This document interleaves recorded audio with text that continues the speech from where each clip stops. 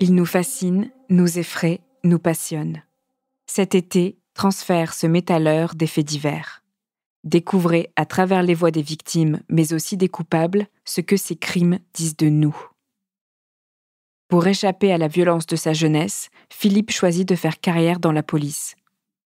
Efficace et travailleur, il monte très vite les échelons. Mais quand ses vies professionnelles et personnelles s'entrechoquent pour le pire, une seule issue semble s'offrir à lui. Vous écoutez Transfert, épisode 343, un témoignage recueilli par Roxane Poursadjadi.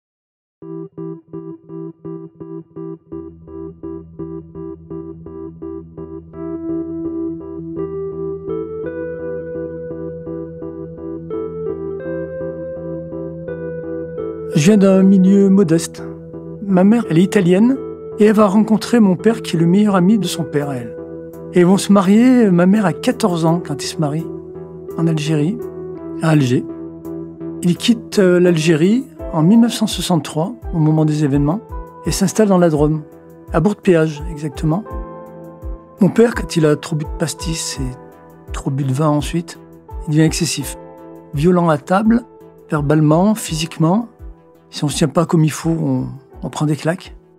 Et puis avec ma mère, c'est pas à table que ça se passe, c'est après. Quand elle lui reproche ses infidélités, s'il est ivre, eh bien, il se passe les nerfs sur les murs, mais parfois sur maman. C'est des menaces de mort, c'est... Physiquement, il l'attrape par le bras, il la bouscule. Quand il boit, papa, voilà, après, il se maîtrise plus. Mon papa, il est ouvrier, et plus précisément, chef d'équipe. Voilà, il est toujours en bleu de travail, toujours les mains dans le cambouis. Il a des mains de travailleur et il a des mains en or. Ce qu'il fait, il le fait bien. Voilà, ma mère, elle, à un moment donné, va devenir femme de ménage. Ensuite, elle va devenir femme de ménage dans un café-théâtre. Elle nous emmène avec elle le mercredi. Et ce café-théâtre tranche avec les PMU où mon père m'amène le dimanche. Dans le PMU, c'est le brouhaha, la cigarette, l'odeur du pastis. Et puis le mercredi, c'est calme le matin. Ma mère nous amène dans cet endroit où il y a une scène, une petite scène, il y a des photos du patron avec les clients, avec les artistes. Tout le monde a le sourire, tout le monde semble heureux. Ça me marque. Le café-théâtre où elle fait le ménage lui propose de devenir serveuse. Maman va faire la connaissance d'autres personnes, va se rapprocher notamment d'un barman. Ce barman devient un ami de la famille. Il est souvent à la maison, il est sympa avec maman, avec papa, avec nous, très gentil. On est en Italie et papa va reprocher à maman un coup de téléphone avec Marc. Marc, c'est le barman. Ce jour-là, papa rentre dans une colère, mais se met à hurler, attrape ma mère par les cheveux, l'amène dans la chambre. Et nous, on rentre dans la chambre, on se cache sous le lit. Papa est en train de démonter maman, quoi. Et il l'étrangle. Il va falloir que tout le monde intervienne pour l'empêcher d'aller plus loin. Je suis pris entre deux sentiments. Ma mère qui est malheureuse et mon père, violent. Mais on le voit, il nous aime. Mon père, à chaque fois qu'il fait quelque chose sous alcool, le lendemain, il pleure. Il pleure, il s'excuse, dit que c'est à cause des événements d'Algérie qui l'ont traumatisé, que c'est à cause de l'alcool et qu'il boit parce que c'est plus fort que lui. Finalement, maman n'en peut plus des frasques de mon père, se rapproche de Marc et va demander le divorce. Le jour de notre départ, on est devant l'école primaire. Mon père qui sort de l'usine, il est en bleu de travail. Mon père qui nous dit au revoir, qui pleure. On remonte dans la voiture, maman démarre. On regarde papa. Et puis à l'âge de 16 ans, je veux des réponses à des questions. J'interpelle mon père. Je lui demande pourquoi il a fait ça. Pourquoi il a frappé maman. Pourquoi il l'a trompée. Pourquoi... Toujours la guerre d'Algérie, toujours l'alcool. Enfin, vraiment, il se défile. J'ai 16 ans et je lui dis viens, si tu veux frapper quelqu'un maintenant, frappe-moi. T'as assez frappé maman, mais viens me frapper, viens te battre avec moi. Avec mon père, à partir de ce moment-là, les rapports sont particuliers. À 16 ans, je suis un garçon effacé, timide. Quand je parle, on me prend pour une fille. J'ai les traits fins. Et puis, à 18, je commence à m'affirmer. J'ai le permis de conduire. Je me mets à fumer, ça fait de moi un homme. Alors maman et Marc, leur affaire marche très bien. Et le petit luxe qu'on a le dimanche à midi, c'est d'aller à la cafétéria à Bourg-de-Péage, à côté de Romans. Et dans cette cafétéria, je tombe amoureux de la serveuse. Moi, j'attends qu'un truc la semaine, c'est vivement dimanche, que je sois servi par cette fille qui me sourit, qui me demande même plus la cuisson de mon steak à la fin. Elle sait que c'est saignant. Elle est jolie, elle a des grands yeux, une petite tache de rousseur. Je fais la connaissance de cette serveuse et c'est le point de départ de notre histoire d'amour. Je vais la revoir et l'amour va s'installer tout doucement, petit à petit. On se fiance. Elle a son bac avant moi, elle décide de passer un concours dans la police. Son père est policier, son frère aussi. Elle passe un concours dans la police, mais en tant qu'agent administratif. Puis moi, j'ai mon bac.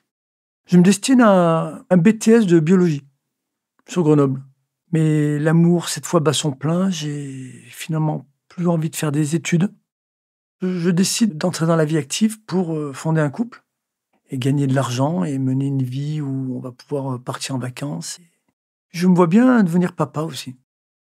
On se dit tous les deux que travailler dans la même administration serait un bon départ dans la vie. Son père m'encourage, il me trouve dynamique, sportif. Je passe le concours de gardien de la paix, qui ne demandait qu'un niveau de BEPC. Je le réussis. Et j'intègre l'école lyonnaise des gardiens de la paix le 1er octobre 1985. J'ai 21 ans. Et je suis fier, parce que on représente l'ordre, on a un uniforme, je suis armé, c'est galvanisant. On se marie après, à la fin de ma scolarité. À peine marié, je suis muté à Paris. Là, je passe par tous les services, la circulation, la police secours, les patrouilles à pied, verbaliser les contrevenants, les intersections. Et là, je suis happé par le tourbillon de la vie parisienne. Je sors avec mes copains de promo, on est tous à Paris. On a passé presque un an ensemble à l'école. On se retrouve à Paris pour faire la fête. Je sors, je ne rentre qu'une fois par mois à Lyon. Quand je reviens sur Paris, je suis content. Je suis heureux de revenir à Paris, de retrouver mes copains, de savoir qu'on va aller au Palace, au bain-douche, partout, c'est la fête. Cette parenthèse parisienne va faire de moi un autre homme. Quand je suis enfin muté à Lyon, je reviens, je me rends compte que je ne veux plus d'une vie de couple. Un jour, elle sort du travail, je l'attends et je lui annonce que c'est fini. Je l'aime toujours, mais je ne veux plus de cette vie. Elle réagit mal et on est en pleine rue et je prends une tarte. Elle me demande de faire mes valises et de partir puisque c'est ce que je veux. Donc je reviens à Lyon, j'ai 25 ans. Je suis affecté sur le 1er arrondissement de Lyon, un arrondissement qui me plaît parce que ça me rappelle l'animation parisienne. Il y a de la circulation dans tous les sens, il y a du monde de partout, je me sens vraiment bien. En plus, le premier, c'est les pentes de la Croix-Rousse, ça m'évoque un petit peu le quartier populaire du Sacré-Cœur, ces environs-là. Alors je suis îlotier. Îlotier, c'est un gardien de la paix qui arpente son secteur à pied et qui est plus là pour faire de la prévention que de la répression. Aux écoles, c'est moi qui fais traverser les enfants. Je connais tous les commerçants. Rapidement, je deviens quelqu'un de populaire parce qu'on me trouve sympa. Populaire, sauf auprès d'une catégorie de la population qui vit sur les pentes de la Croix-Rousse et ça pullule d'anarchistes. Les anarchistes, quand ils voient du bleu, eux, ils voient rouge. Ça, c'est une de nos missions, contrôler ces anarchistes. Mais enfin, c'est pas des types qu'on arrête et qu'on met en garde à vue. On fait des contrôles d'identité. Et à chaque fois, c'est des provocations verbales et ça devient insupportable. Les bruits d'animaux, Il y a des mots pour désigner les policiers qui sont remplis de haine.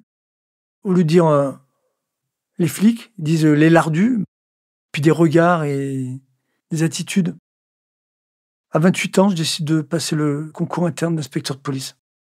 Alors je le passe au printemps 1992. Je réussis l'écrit, je passe l'oral, ça se passe bien, je suis confiant.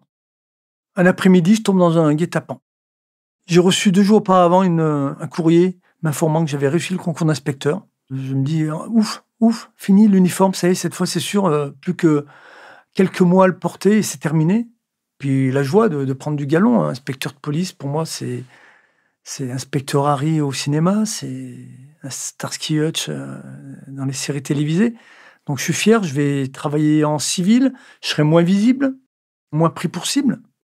L'inspecteur est officier de police judiciaire, peut mener des enquêtes, peut mettre en garde à vue, peut faire des tas de choses, mener des perquisitions. L'après-midi, je tombe dans un guet-apens et je suis pris à partie en bas de chez moi par une quarantaine d'individus. Je suis tout seul. Je réponds à la provocation. Au lieu d'ouvrir ma porte et rentrer chez moi, j'ai ouvert ma gueule. Excédé. Et là, le plus fort d'entre eux va venir se battre avec moi. Il va y avoir un affrontement terrible au milieu de la rue. J'ai pas le dessus. Moi, je suis ouvert partout, il y a du sang partout. Je suis juste massacré. Je vois ma dernière heure arriver à ce moment-là. Je suis marqué physiquement et psychologiquement. Je suis heureux de bosser enfin un civil. Je me dis que je serai incognito. Je passe à autre chose.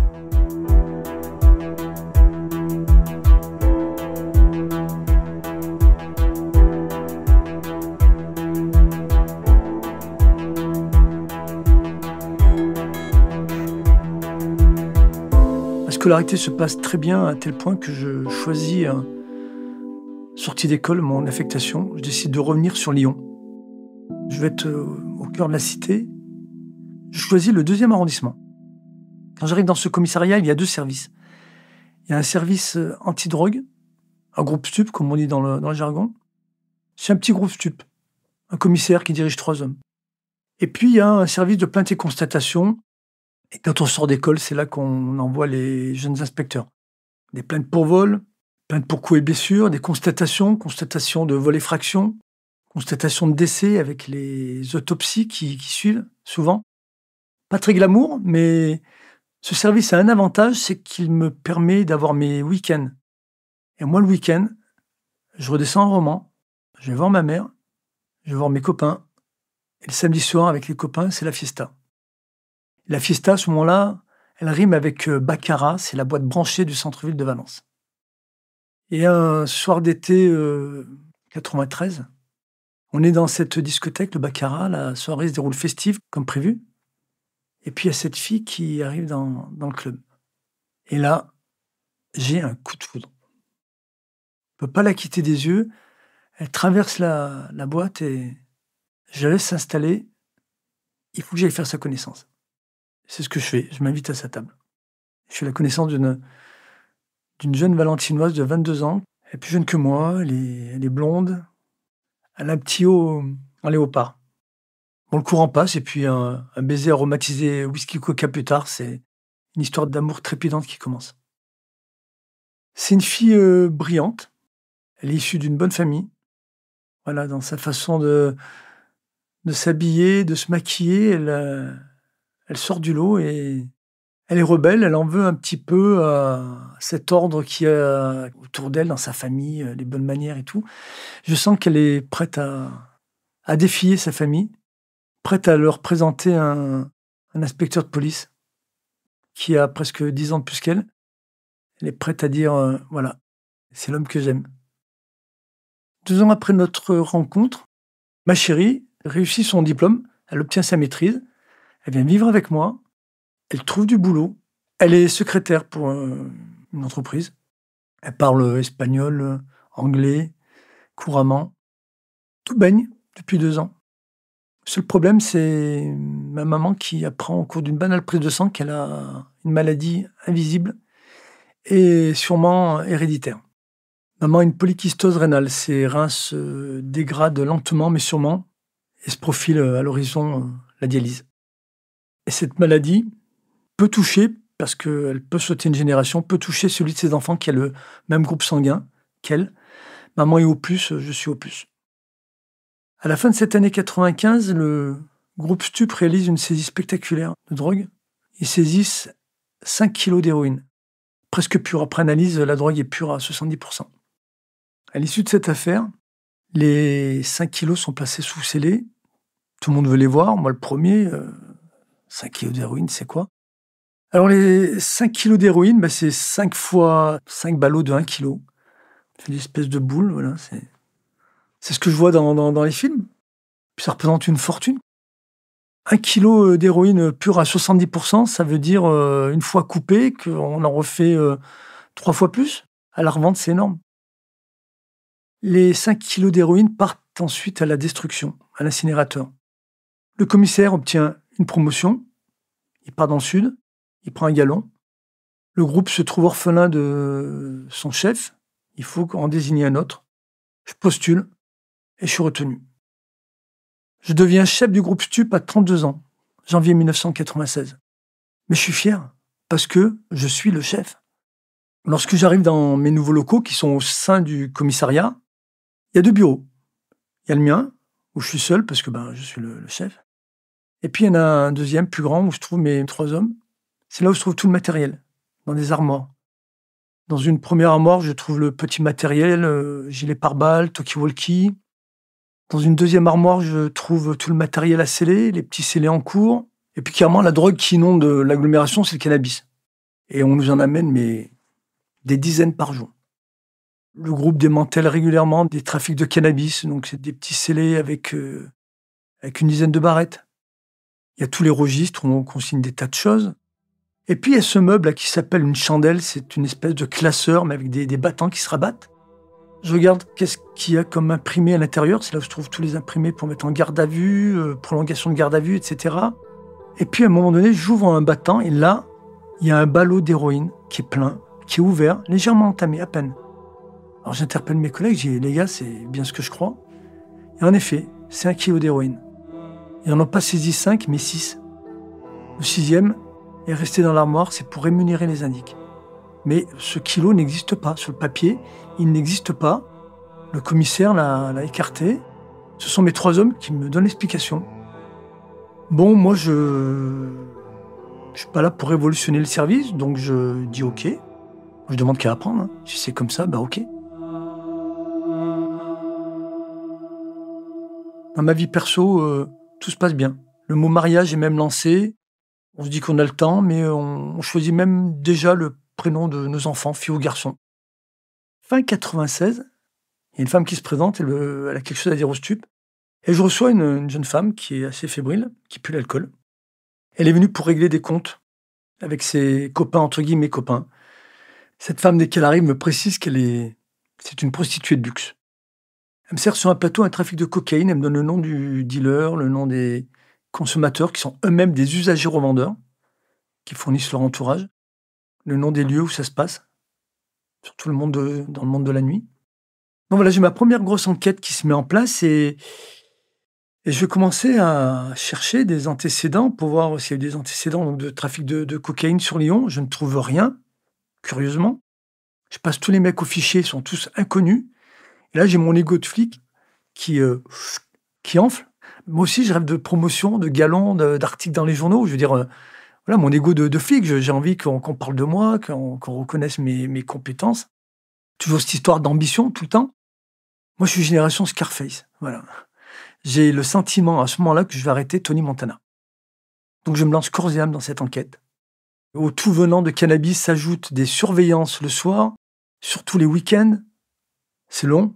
On reste souvent des heures sans qu'il se passe rien. Mais parfois, il se passe quelque chose. Petit à petit, l'enquête prend forme. Et puis, à côté de ça, on a des numéros de téléphone qu'on fait identifier avec l'autorisation du parquet. On fait identifier ces numéros, on demande des listings téléphoniques. C'est un travail de fourmi qui commence, on compare tous ces listings pour savoir qui appelle qui après avoir reçu l'appel de telle personne. Mais là aussi, ça va payer. Et au fil des mois, l'enquête avance. Mais à côté de ça, dans ma vie perso, c'est plus la même musique. Ma chérie commence à se plaindre, on ne sort plus, les week-ends, je suis toujours sur le terrain. Les rares fois où je la sors, je l'amène dans les discothèques où je surveille mes mises en cause. Elle en a marre de cette ambiance d'enquête de police permanente jusque dans le couple. Je lui dis, écoute, si c'est que ça, sors avec tes collègues de travail, je t'en empêche pas. Et c'est ce qu'elle va faire. Il y a un soir où elle organise un apéritif dînatoire à la maison, moi je dois partir. C'est pour un autre groupe Stup que j'épaule. Et ce jour-là, on se rend à la gare de la Pardieu. pour éventuellement interpeller un gars qui est susceptible d'être armé. Donc, je pars avec un gilet pare-balles et je pars peut-être au casse-pipe. J'ai le temps de croiser ses collègues de travail. Notamment, je vais faire la connaissance de Brad Pitt. Pas le vrai Brad Pitt, hein. Je l'associer à Brad Pitt parce qu'à ce moment-là, quand je le vois, je me dis ah, le beau gosse. Belle gueule, bien sapé, taillé, jeune. Puis elle particulièrement apprêtée ce soir-là. Je pars faire ma surveillance, mais j'ai quelque chose qui s'est logé dans ma tête. Un doute. La fameuse intuition masculine. Et d'ailleurs, je me rends compte au fil des jours que son comportement, en effet, n'est plus le même. Mais qu'est-ce que je peux lui dire? Ouais, j'ai vu un beau mec dans la bande, je vais passer pour un mec jaloux. Pour en avoir le cœur net, dans le cadre de mon enquête, je fais passer une demande de listing sur son numéro de téléphone. J'ai pas le droit, après, le cœur a ses raisons que la raison ignore.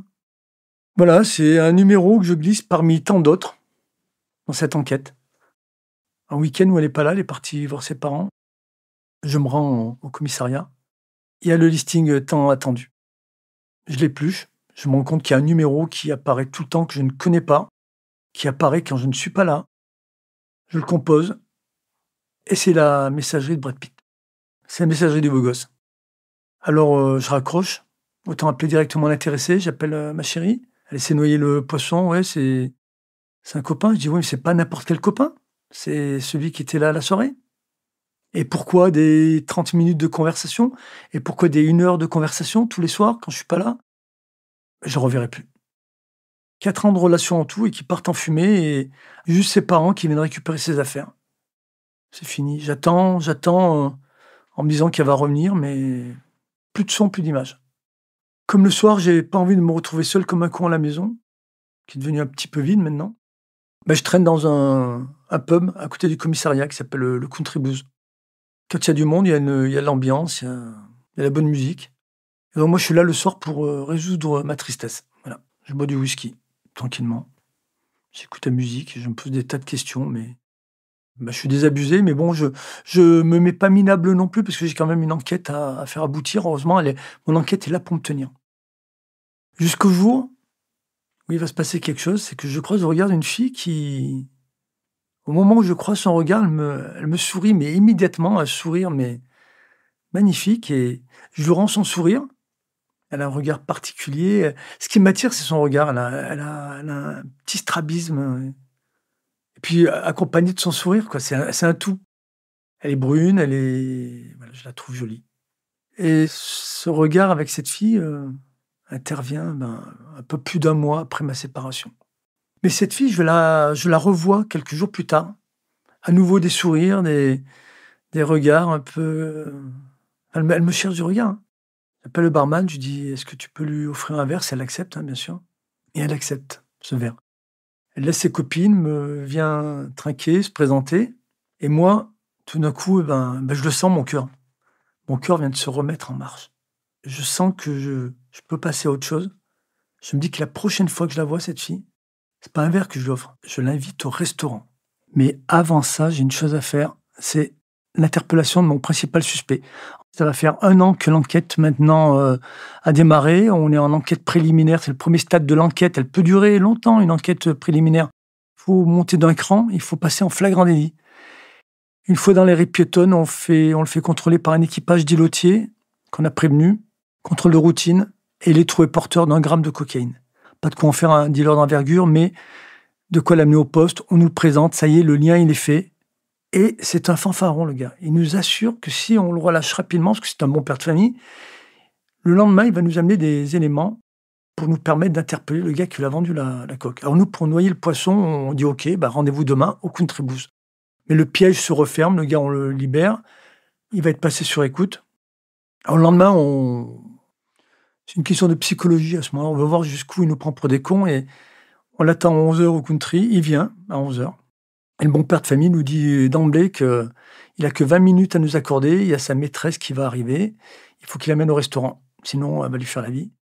Ok, on se met à l'écart, on monte sur la mezzanine du Country, on écoute ses salades, on fait comme si on gobait tout, et sur ce arrive, on entend des bruits de pas dans la mezzanine, c'est sa chérie, sa maîtresse. Sa maîtresse n'est autre que cette jeune femme qui avait relancé mes espoirs amoureux dans ce même café. Là, il y a tout qui s'écroule dans ma tête. Elle sourit pas, elle me regarde, elle dit bonjour et les regards sont gênés. Elle va soutenir mon regard quelques secondes, mais pas plus. Le dealer, enfin présumé, repart avec sa maîtresse et moi avec mon adjoint et mon cœur en ruine. Mais bon, faut continuer l'enquête et rapidement, elle aussi est mise sur écoute parce qu'il passe la plupart de son temps chez elle. C'est là que j'apprends sa profession. Elle est hôtesse dans un bar de nuit, d'où des sourires faciles. Mais bon, on obtient au bout de quelques semaines des preuves indéniables que le gars trafique.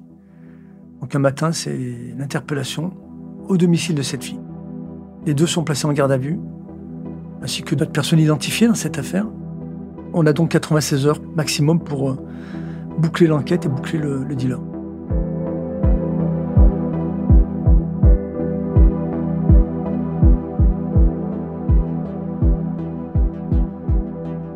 Je place donc cette fille en garde à vue et je procède à ses auditions. C'était pas le genre de tête-à-tête auquel je rêvais. L'ambiance est spéciale à ce moment-là. C'est pris entre la séduction de son regard, qui n'a pas changé. Il n'y a plus les sourires, mais il y a toujours son regard. C'est pris entre cette séduction et l'obtention de la vérité. Voilà. Ambiance malsaine, en fait. À l'issue des 96 heures, le dealer est placé en détention provisoire. On a saisi 50 grammes de cocaïne. On a réussi à établir que c'est la quantité qui est revendue chaque semaine depuis 1 an. Madame le juge me demande de poursuivre l'enquête. Quand je lui fais mon compte-rendu, et moi, à ce moment-là, je suis épuisé. 4 jours de garde à vue, il n'y a pas de grasse matinée, c'est non-stop, on n'arrête pas. On tient par les cigarettes, le café, enfin beaucoup de pression. Psychologiquement, je suis sur un fil, quoi. Je suis en équilibre sur un fil. Et ce soir-là, j'ai envie d'un whisky. Et je n'étais pas retourné au country depuis que j'avais croisé le dealer avec sa maîtresse. Je veux un whisky, je veux souffler. Et je suis au comptoir. La porte s'ouvre. Je regarde. C'est elle qui entre. La maîtresse du dealer. Moi, je suis embarrassé. Je retourne devant mon verre. Elle vient s'asseoir à côté de moi. Là, je lui dis, tu m'en veux? Elle me dit non. Je lui dis, tu veux prendre un verre? Elle me dit oui. Elle boit son gin tonic et à l'issue, elle me dit, viens, on va ailleurs. Le lendemain, quand je pars de chez elle, je sais que je ne la reverrai plus jamais. Ça aussi, elle me l'a dit. Et là, je passe une journée à me torturer l'esprit. Je me dis, Thierry, mais qu'est-ce que tu as fait? Je viens de chuter dans ma déontologie policière. Je viens de commettre quelque chose qui ne se fait pas, surtout pas avec un témoin principal. À ce moment-là, il y a tout qui revient de plein fouet. Cette fille sur laquelle j'avais misé sur un futur qui me permettait de passer à autre chose, et ça vient de s'écrouler. J'ai ma rupture qui me revient en pleine gueule. Fatigué physiquement, fatigué psychologiquement. Là, je suis dans un état dans une fragilité absolue. Je suis en train de péter les plombs à ce moment-là. Et ce soir-là, je suis le dernier à quitter le bureau. J'ai besoin de quelque chose. Je connais les qualités apaisantes de l'héroïne, alors je vais me servir dans le ballot. J'ai appris les effets des drogues à l'école des inspecteurs. Pour chacune des drogues, on nous explique pourquoi les drogués prennent telle drogue ou telle drogue. On a des cours à l'école des inspecteurs pour ça. Je sais à ce moment-là qu'est-ce que produit l'héroïne quand elle est fumée, sniffée ou injectée. La différence entre les trois, c'est à la vitesse à laquelle ça vient. Les effets sont les mêmes à la sortie. Donc je sais que l'héroïne procure de l'euphorie. Je décide de prendre une pincée d'héroïne sur le ballot. Je me dis qu'une pincée sur 1 kilo, ça se verra pas. Je la mets dans ma poche, j'arrive chez moi et je fume l'héroïne. J'en mets pas beaucoup parce que j'en ai jamais fumé, je suis jamais drogué. Donc je me roule une cigarette avec un petit peu d'héroïne, pas beaucoup parce qu'elle est quasiment pure. J'ai jamais fumé, je sais pas ce qui va se passer. Et les effets recherchés arrivent, voilà. L'euphorie qui s'installe, la tristesse, l'angoisse qui disparaissent. Tout d'un coup, je suis bien, je retrouve la confiance en moi. Je me dis que je suis bien. Je me dis que je suis un mec bien. Que ma chérie va revenir, il faut être patient. Tout va bien. Et que ce qui s'est passé avec le témoin, c'est arrivé, mais ça ira pas plus loin que ça. Voilà. Ce qui compte, c'est que je reste un bon flic. Et je vais d'ailleurs m'endormir sur cette sensation, je suis bien. Comme dans du coton, voilà. Sauf que le lendemain, Les effets se sont dissipés, c'est la gueule de bois. Retour à la case déprime, retour à la réalité. Un torrent de doutes et d'incertitudes, hein, qui continue de circuler dans ma tête. Alors l'évasion malsaine va recommencer. Le soir même, je veux retrouver tout de suite, l'euphorie de la veille. Donc il m'en reste, hein, parce que j'ai pas tout mis.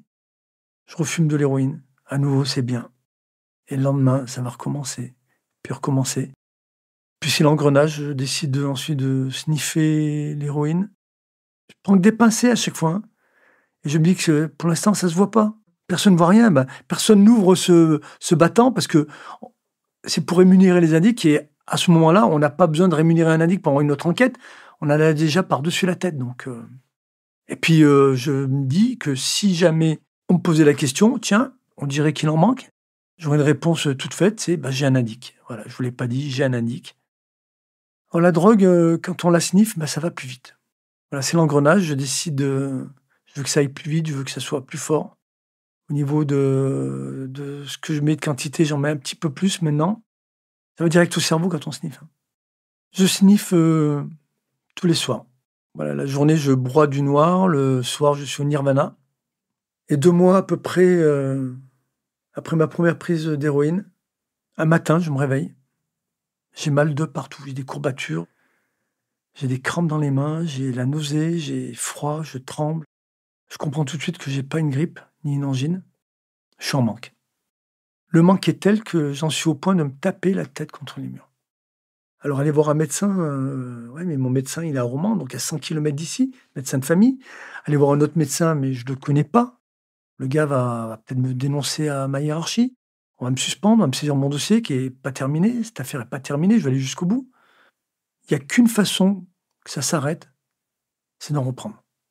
J'en prends un petit peu et en effet, au bout de quelques minutes, ça y est, ça va mieux. Je suis pas défoncé, je sens que je peux gérer la suite. Quand j'arrive, personne ne se rend compte de rien. Je me drogue maintenant matin, midi et soir. Le matin, c'est pour faire disparaître mes douleurs. J'en prends juste un petit peu. Comme j'en ai pris juste un petit peu, ben, les douleurs reviennent dans la journée. Donc dès que l'agitation me gagne, je reprends de la drogue dans les toilettes. Voilà, j'en ai toujours maintenant dans ma petite poche revolver, la poche revolver de mon jean. Je me rends dans les toilettes du commissariat et à l'endroit où on met le papier WC, ces boîtiers métalliques, là j'en mets un petit peu. Au moment où je tire la chasse, j'ai roulé avec une petite feuille de papier. Je tire la chasse pour pas qu'on entende le sniff que je vais faire, au cas où, hein. Et voilà, et à ce moment-là, j'en prends. Je m'assure ensuite que j'ai pas de poudre nulle part. Le papier, je le froisse dans ma poche, voilà. Et puis le soir, j'en prends un peu plus et je suis bien. Dans ma tête, à ce moment-là, c'est un tumulte pas possible. Toujours les mêmes raisons. Je veux aller au bout de mon enquête qui, elle, est devenue tentaculaire à ce moment-là, hein. Et donc, il se passe des choses de dingue. Je continue comme ça. Je suis devenu un drogué, tout simplement. Je suis devenu un toxicomane. Ouais, ok, chef des stupes, mais bon, tant que ça se voit pas, tant que j'emmerde personne, ben continuons pour l'instant comme ça. Tout ce que je sais, c'est que pour l'instant, je suis bien. Puis je suis obligé de me droguer parce que je suis en manque. Il y a le toxicomane qui va aller voler pour se payer sa cam. Moi, j'ai pas besoin de voler. La cam, elle est dans le commissariat. Mais j'ai besoin d'en prendre, par contre, parce que, voilà, pour mon bien-être, voilà, je suis devenu esclave. Mon enquête est devenue tentaculaire. Quand je dis tentaculaire, c'est qu'elle me dépasse, en fait. Moi, je suis dépassé par les événements. Je suis devenu un électron libre. Je m'en garde à vue à tour de bras. Et puis, il y a une règle que je ne respecte pas à un moment donné, c'est la règle des indices. On ne touche pas à l'indique d'un autre service.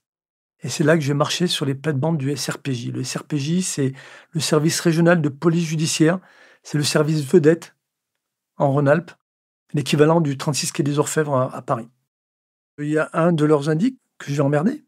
Donc voilà, j'interpelle leurs indices. Ça se fait pas. Puis surtout, j'enquête dans tous les domaines de la société. Il y a des noms de personnalités connues qui apparaissent. Politiques, sportifs. Et quand le SRPJ va me demander à avoir accès à mon dossier, bah, je vais refuser. Je vais les envoyer chier. Ce qui se passe, c'est que sur un plan social, je me suis isolé. Je vois plus personne, à part ma mère de temps en temps, rarement, mais je vais encore la voir, parce que je l'aime. Cette enquête, elle me dépasse complètement. C'est ça la vérité.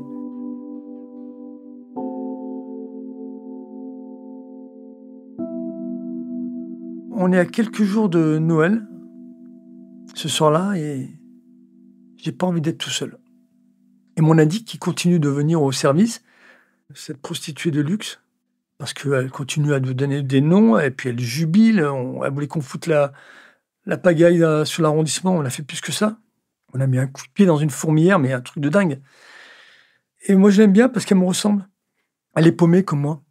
Elle aussi, elle a perdu un être cher. Elle aussi, elle a sombré dans quelque chose.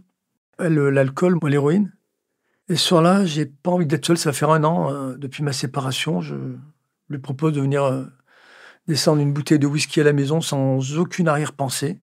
Donc, elle vient à la maison, on discute de l'affaire, on se marre, on torche la bouteille, hein.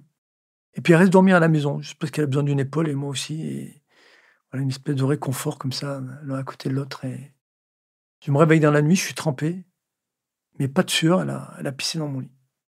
Là, quand je vois ce qui se passe, je m'énerve. Je me comporte en héroïnomane. Un héroïnomane, c'est tout sauf un gentleman. C'est énervé. Et je la vire manu militari. Je suis là au milieu de la nuit en train de nettoyer mon matelas qui est souillé, qui est inondé. Quand je dis elle a pissé, c'est pas une auréole. Elle a pissé, c'est un truc de dingue. Je pète ses plombs parce que mon addict pisse dans mon lit. Et parce qu'à côté de ça, je vois bien qu'est-ce que je suis devenu depuis 10 mois. Ça fait 10 mois que je sniffe de l'héros. Je suis devenu une merde. Je m'en rends compte ce jour-là. C'est une prise de conscience que ça ne peut pas durer. Et je suis déterminé. Il faut que je vire la cam. C'est la seule solution. Au petit matin, je décide de me débarrasser de l'héroïne. On est à 2 jours de Noël. J'ai 35 ans. Avant de partir de chez moi, j'en sniffe pour faire partir mes douleurs, pour arriver dans un état, j'ai envie de dire, physiquement confortable pour faire ce que j'ai à faire.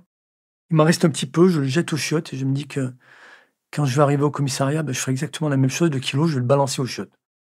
J'arrive au commissariat, j'arrive en premier. Je veux pas qu'on m'empêche de le faire, je vais être seul. Je prends le kilo, je le verse dans les toilettes. Mes collègues arrivent et je les mets devant le fait accompli. J'ai les gars, cherchez plus le kilo d'héroïne, il est plus là, et je vous explique pourquoi. On est en train de marcher sur les plates-bandes du SRPJ. On est en train de chier dans les bottes du commissaire. On a refusé l'accès à notre dossier. S'ils veulent y jeter un œil, ils saisissent l'IGPN, la police des polices. L'IGPN débarque, ils trouvent le kilo d'héroïne. Qu'est-ce qu'on fait? Qu'est-ce qu'on dit? Et je leur dis que si le service régional de police judiciaire, le SRPJ de Lyon, saisit la police des polices, on est dans la merde. Et les gars de mon équipe, ils sont devant le fait accompli et ils ne peuvent qu'admettre ce que je suis en train de leur dire. Puis ils me respectent parce que je les ai amenés à un niveau d'enquête qui est tellement élevé, où j'ai laissé sur le carreau ma vie sentimentale. Je suis le chef, hein. Qu'est-ce qu'ils vont dire? Le kilo d'héroïne n'existe même pas sur le papier. Ils respectent ce que j'ai fait. Je passe ce jour-là la pire journée de ma vie. Mes symptômes de manque ressurgissent rapidement, en début d'après-midi, comme à chaque fois. Sauf que là, j'ai plus rien pour combler. J'en peux plus, je fume clope sur clope, je descends des tubes de Doliprane, ça fait rien. Je suis en train de péter les plombs. Alors j'essaie de rentrer chez moi en prenant au préalable 3 barrettes de cannabis dans la corbeille. La corbeille déborde de barrettes de cannabis, on la vide 1 fois par semaine. C'est le cannabis qui provient des consommateurs. Quand le parquet nous dit destruction administrative du produit stupéfiant, on prend la barrette et on la jette dans la corbeille. Je rentre chez moi, je roule un joint, il se passe rien. Enfin, en tout cas, ça n'enlève pas mes douleurs. Là, je suis vraiment dans une impasse. J'ai plus de drogue. Qu'est-ce que je peux faire? Et j'en peux plus. Il n'y a qu'une solution, c'est me flinguer. C'est la seule solution. Brutale mais efficace. Terminer les soucis, terminer les regrets en amour, terminer les douleurs physiques, terminer de culpabiliser sur... ouais, je suis un drogué, je suis chef des flics, chef des stupes à Lyon 2e et je me drogue. Je prends mon revolver, je l'ai toujours avec moi et je le pose sur la table. Je me le mets dans la bouche. Je suis prêt à actionner le premier cran et je le fais pas. Je le fais pas parce qu'à ce moment-là, je pense à ma mère. Si je fais ça, maman, 2e victime. Et elle partira pas d'un coup, hein. À petit feu, de chagrin. Alors je pose l'arme, je renonce au geste fatal. parce que j'aime ma mère et parce que j'aime certainement encore la vie. Je trouve une solution à ce moment-là pour m'en sortir. Tout d'un coup, je la trouve la solution, mais je l'appliquerai que le lendemain. Là, pour le moment, sur l'instant, la seule chose qui est certaine, ce sont mes douleurs. J'en peux plus. Je me roule un joint XXL, un joint de l'espace, j'ai envie de dire. Le reste du cannabis, le but, c'est de m'endormir très vite, de m'anesthésier pour oublier les douleurs. Le lendemain, je me réveille, je vais me voir dans la glace, j'ai une tête, mais de zombie. J'arrive au commissariat, je m'arrête à la machine à café où il y a tous les gardiens de la paix, les secrétaires. Ça prend le café, le matin c'est calme, ça piaille, ça se raconte le programme de la veille, les vacances à venir, bref, j'arrive avec ma sale tronche.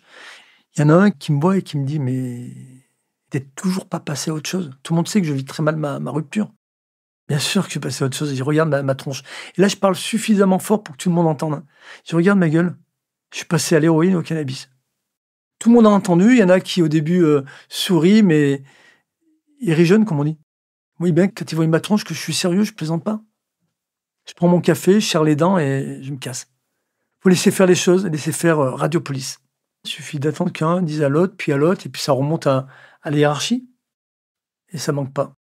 Quelques heures plus tard, mon chef qui arrive, bon, je le reconnais, il est avec son adjoint, je lui dis bonjour patron.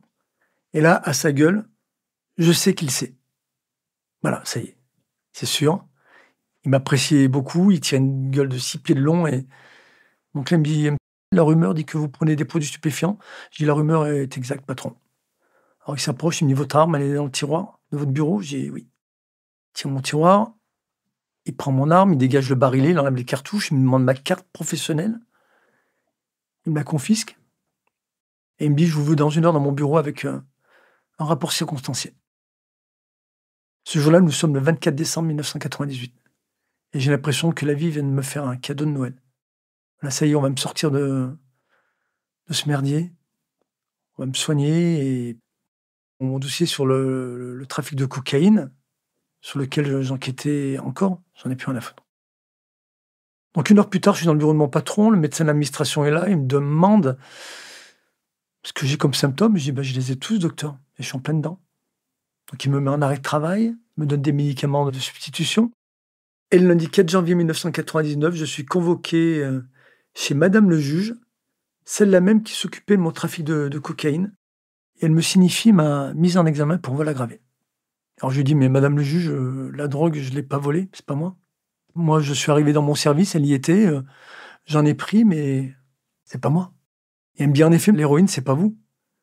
Mais les 3 barrettes de cannabis, c'est vous. Il faut me coller un délit sur le dos à ce moment-là, pour donner aux enquêteurs de la police des polices des moyens suffisants, une commission rogatoire, pour pouvoir enquêter sur cette histoire et répondre à une question, a-t-il vraiment jeté la drogue? Pas de témoin. Pas de témoin et 1 kilo d'héroïne pure à 70%, c'est beaucoup d'argent. Alors elle me demande si je veux un avocat, je lui dis non, je ne suis pas un voleur.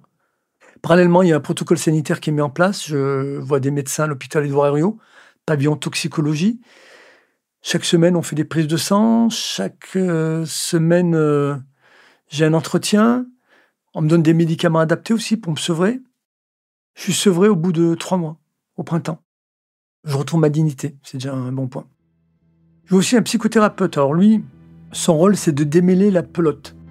Tous mes échecs sentimentaux.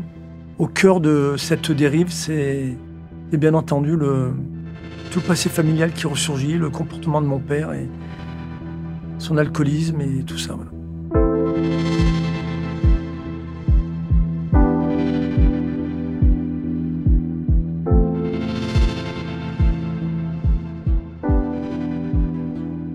Je suis en arrêt de travail, je suis chez moi. Et la police des polices vient m'entendre à la maison. Et au mois de juin, la police des polices rend ses conclusions. Mon affaire est bien une dérive humaine. Je suis bien un pauvre mec qui n'a pas su gérer ses émotions. Nous sommes en juin 99, je vais avoir 36 ans. Je suis renvoyé en conseil de discipline à Paris. Là, j'arrive à 8 heures sans avocat, sans représentation syndicale. Je passe à midi. Je passe en dernier. Toutes les personnes présentes dans cette enceinte, dans ce hall, ne sont que des policiers ou des avocats. Les mecs passent dans le conseil de discipline, ressortent, se checkent dans les mains, mais je me crois à ce moment-là dans un film de Scorsese, des types avec des têtes de mafiosi. Et moi, je suis là, je me dis, mais qu'est-ce que je fous là? C'est pas ma place. Je comprends pas. Je suis tout seul. 4 heures à préparer ma défense. Quand je passe, je suis le dernier. Bon, ben, bien sûr, j'ai le cœur qui bat très fort. Qu'est-ce qui va se passer? Je rentre. Là, il y a au moins 20 personnes qui sont assises en demi-cercle. Ben, il y a des représentants du ministère de l'Intérieur, des représentants des syndicats, des représentants des services sociaux, il y a des médecins. Il y a beaucoup de monde. Il y a une chaise au milieu et c'est là où je me place. On m'épelle d'abord ce qui m'est reproché. On me reproche d'avoir volé des produits stupéfiants au commissariat et d'en avoir consommé. Je commence à expliquer mon histoire, un petit peu comme une dissertation, en expliquant qu'au départ, je devais me marier, ma fiancée me quitte. Enfin, voilà, je suis là en train de dire que je découvre 1 kilo d'héroïne dans mon bureau. Pourquoi j'en prends? Et tout d'un coup, le président de séance qui me dit « C'est bon, vous pouvez sortir ». Je dis « Mais j'ai pas fini ». Bien non, mais c'est bon. Je me suis défendu au total 5 minutes. Et on me demande de sortir. Bah, les dés étaient jetés. Hein. Je sors, on me rappelle 2 minutes après, je reviens. Installez-vous. Au vu de ceci, au vu de cela, la sanction retenue est la révocation. Et je suis révoqué de la police sans appel possible. Je suis sonné. On me demande de sortir, je sors. Je suis seul dans le hall, où avant il y avait une effervescence de dingue. Je suis tout seul. On est au 13e, 14e étage d'une tour, la tour Nélaton. Il y a cette baie vitrée qui est ouverte. Il n'y a personne pour dire, bon, le gars, il est sonné, on va le raccompagner. Non, il n'y a personne.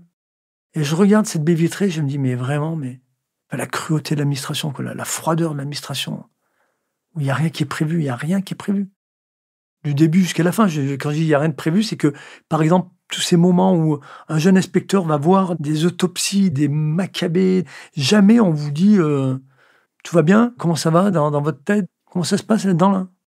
Il n'y a pas de suivi psychologique dans la police.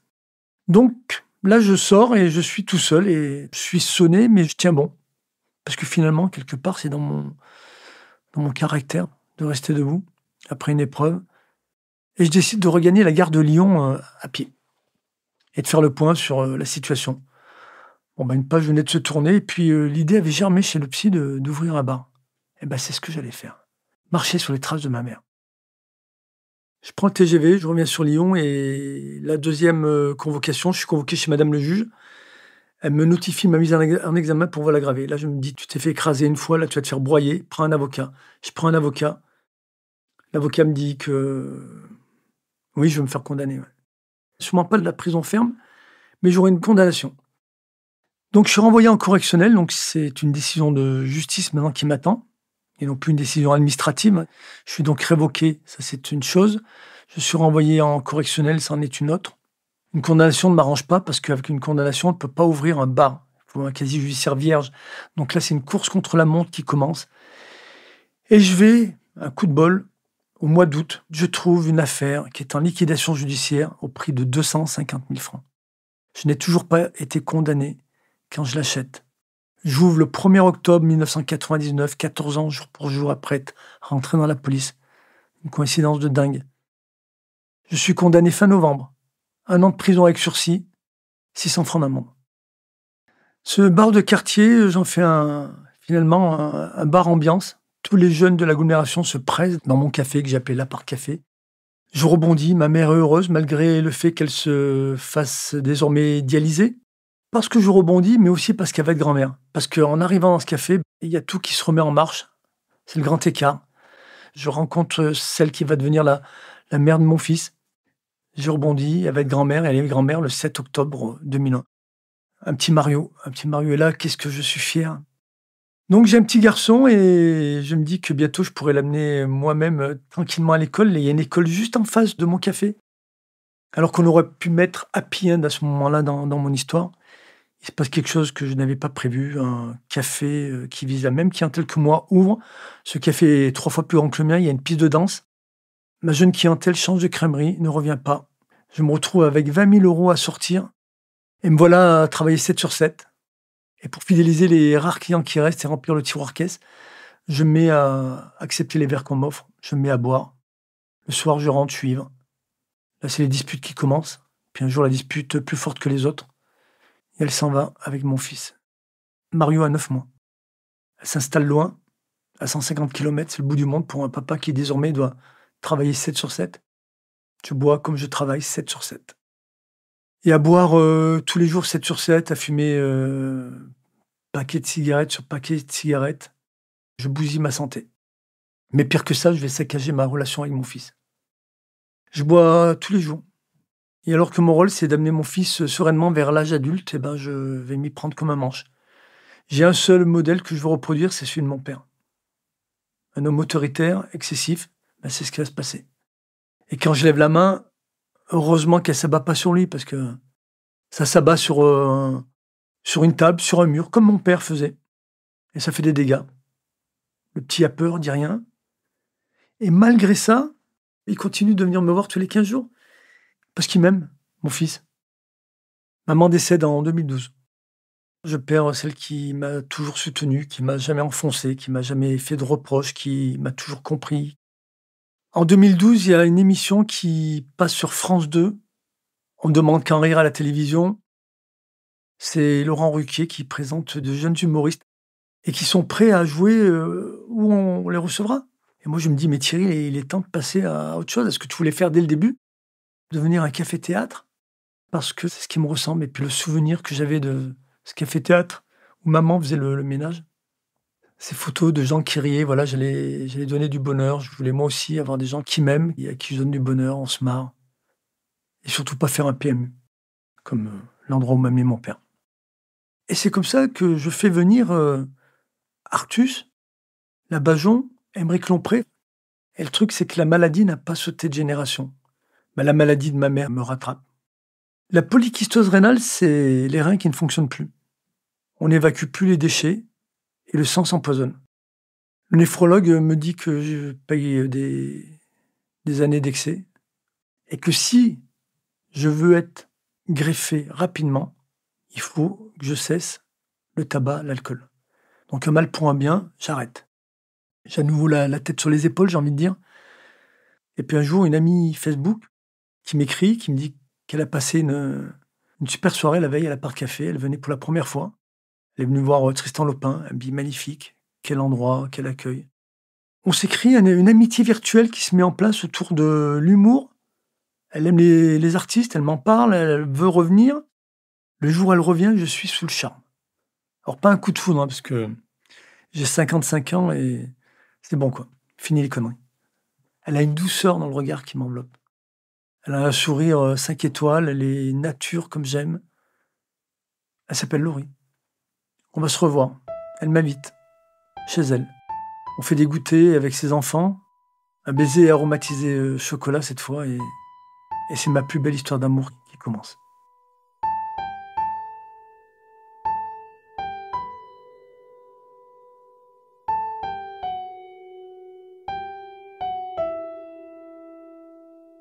Mon état se délabre au mois d'août 2018, j'ai 55 ans.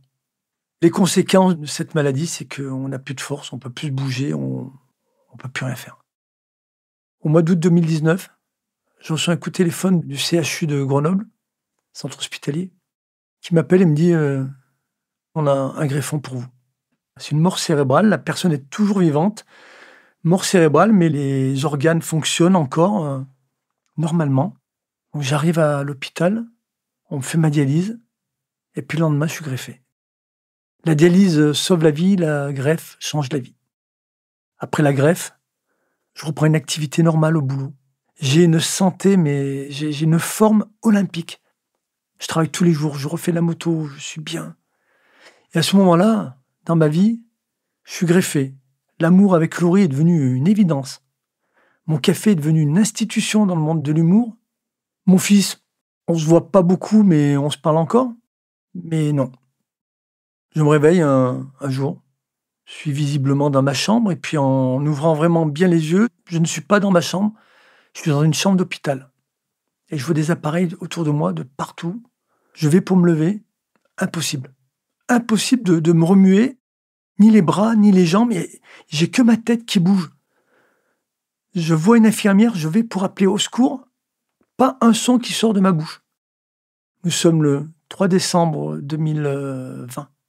Je sors d'un long coma qui a duré 1 mois. Fin octobre 2020, je suis frappé par un Covid de compétition. On m'amène à l'hôpital. Les 2 poumons sont touchés à 95%. On m'intube. Survient une complication. Mon greffon s'arrête de fonctionner. Pronostic vital engagé pendant 3 jours. Il n'y a qu'une chose à faire, c'est attendre. Et 3 jours plus tard, mon greffon se remet en marche. Et tout d'un coup, signe d'amélioration sur les poumons. Tout le monde se dit, mais on peut le sauver. Alors le coma, on ne sort pas du jour au lendemain comme ça, d'un claquement de doigts. C'est progressif. Et voilà, 2 semaines plus tard, on se retrouve, on est le 3 décembre. J'ai mes premiers moments de conscience. Il me manque, à ce moment-là, plus de 15 kilos de muscles. Mais c'est pas un cauchemar, c'est la réalité. Et c'est terrible. Alors, j'ai mes membres de bouger, mais il se passe rien. Alors, heureusement qu'il y a une psy qui passe pour gérer mes angoisses. À quelques jours de Noël, j'ai un orteil qui remue. Mais si lui, il a bougé, c'est que tous les autres vont remuer. Et là, c'est la remontada de mon corps. Et dans mon lit, j'arrête de pleurer. Je dis à mes extrémités, je leur dis « Mais bougez, bougez, bougez !» Je le dis des milliers de fois. Je suis la kiné respiratoire et la kiné des membres, les deux. Je sors de réanimation, parce qu'il n'y a plus de place. Il est temps de partir. On me dit que je suis un miraculé. Et pour moi, le seul miracle qu'il y a eu, c'est le miracle de l'amour. Bien sûr, il y a eu les soins du personnel soignant, hein. Mais c'est le miracle de l'amour, c'est Laurie qui vient me voir pendant mon coma 1 heure tous les 2 jours, qui me parle à l'oreille, qui me fait écouter de la musique, qui me dit qu'elle m'aime. C'est donné sans perfusion, ça, et ça a forcément eu un écho quelque part. J'arrive en centre de rééducation, je ne marche toujours pas, mais j'ai des extrémités qui, elles, vont bien, vont mieux en tout cas. Et puis conscient que la vie m'a laissé encore une chance, je décide d'écrire le livre de ma vie, pour dire 2 choses. La première, raconter ce qui s'est passé dans la police, une histoire que j'ai gardée secrète pendant plus de 20 ans, qui m'a empoisonné le sang au même titre que la maladie. Ça m'a empoisonné le sang de ne pas le dire, et parce que pour moi, j'ai été victime quelque part d'une injustice. Ok, j'avais plus ma place dans l'administration, mais dans cette affaire, il y a une seule personne qui a payé, il n'y a jamais rien eu. Et la deuxième raison pour laquelle je veux écrire mon livre, c'est parce que je veux demander pardon à mon fils pour mes actes manqués, pour reconnaître un alcoolisme qui a duré 15 ans. Au bout d'1 an, je retrouve mes poumons, mes jambes, et je décide de mettre mon bouquin de côté, de faire un spectacle vivant, tout raconter, en espérant que mon fils vienne me voir.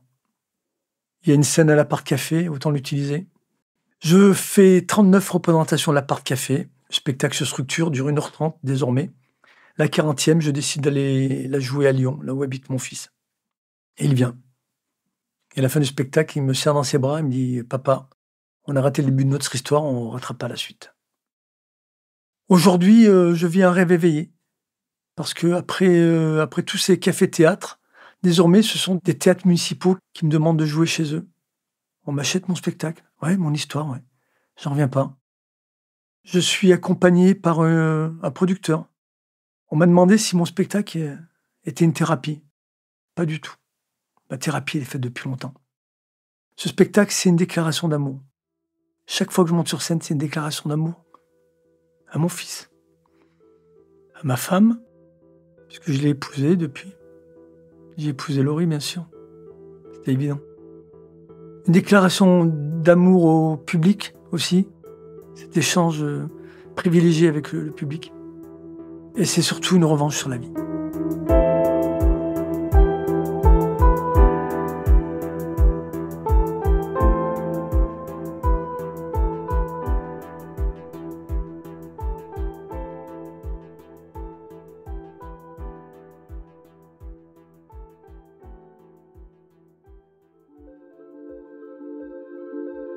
Vous venez d'écouter Transfert, épisode 343, un témoignage recueilli par Roxane pour Sajadi. Cet épisode a été produit par Slate Podcast. Direction éditoriale, Christophe Caron. Direction de la production, Sarah Koskiewicz. Direction artistique et habillage musical, Benjamin Septem-Ours. Production éditoriale, Sarah Koskiewicz et Benjamin Septem-Ours. Prise de son, Johanna Lalonde. Montage, Victor Benamou. Musique, Thomas Loupias. L'introduction a été écrite par Sarah Koskiewicz et Benjamin Septem-Ours. Elle est lue par Aurélie Rodriguez. Retrouvez Transfert tous les jeudis sur slate.fr et sur votre application d'écoute préférée. Découvrez aussi Transfert Club, l'offre premium de Transfert. 2 fois par mois, Transfert Club donne accès à du contenu exclusif, des histoires inédites et les coulisses de vos épisodes préférés. Pour vous abonner, rendez-vous sur slate.fr/transfertclub. Pour proposer une histoire, vous pouvez nous envoyer un mail à l'adresse transfert@slate.fr.